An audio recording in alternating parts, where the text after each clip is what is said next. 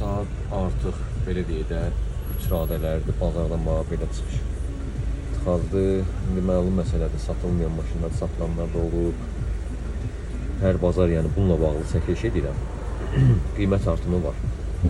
Qiymət artımı var maşınlarda. Məlum məsələdir, gömrük hələ rüsumları qalxmayıb, artıq qiymətlər qalxıb.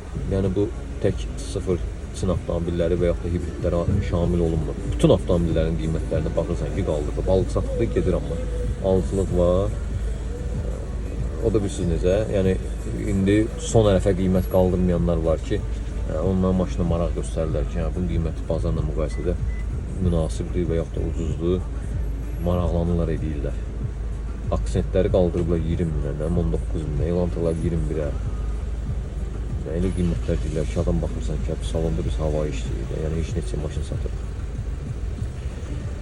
Belə qardaşlar, yəni qiymət artımı var bu ilin sonuna qədərdir. Yanvardan sonra alıcılıq qüvvəsi zəifləyəcək,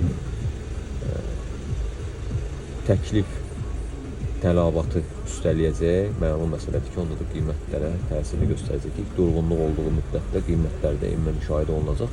Sonraki dönəmlərdə artıq martdan sonra ömür boyu belə olur. Ömür boyu qiymət artanda, gömrük rüsumları artanda, bax ömür boyu belə olub. Bugünkü gündə həmən yəni prosesi yaşayırıq biz.